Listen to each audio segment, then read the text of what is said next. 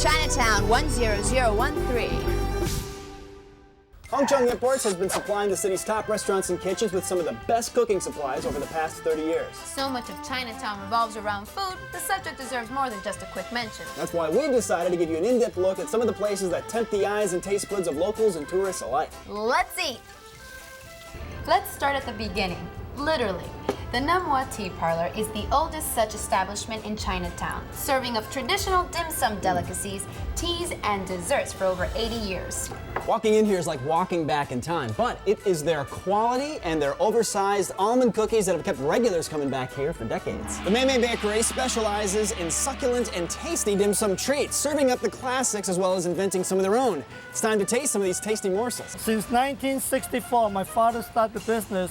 At that time, it's considered the smallest coffee shop in the whole New York City. Mei Mei is actually my mom's name. Okay. It means either beautiful, beautiful, and some people look at it as like sister, sisters. What is dim sum? It means the little delicacy that will lighten up your heart. Tell me about these tamales. In Chinese, it's called the zhongzi. It is sticky rice that wrapped in the bamboo leaf, and we all tie them up. It's filled with pork. It is a specialty. Usually the grandma get up early in the morning, so she wrapped this wonderful tamale and cooks it. Give it a try. Oh, thank you. Okay, here we go. Here's some mushroom.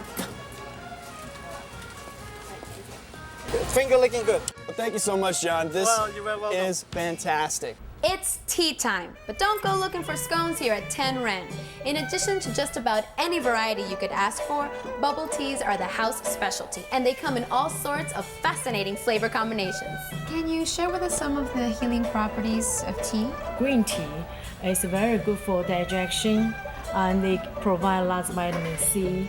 And also they have a large amount of polyphenol, which is kind of an antioxidant. I drink tea every morning when I get up. You just feel wonderful to start your day with a cup of a fine tea. I understand you also serve bubble tea here. It's very hard to, to convince young generation to have a hot tea in the hot summer.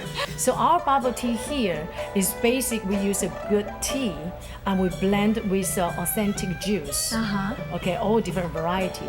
And you can add sugar, honey, and serve with tapioca. And this is another way of enjoying tea. And you can pour over the tea to the other side and drink it. It's very elegant. And once you brew in the cup, they open up like a lotus flower. To your health. To your health. Here we go. Thank you. Some believe that ice cream was invented in China during the Tang Dynasty. And if you're here at the Chinatown Ice Cream Factory, you'd believe it too.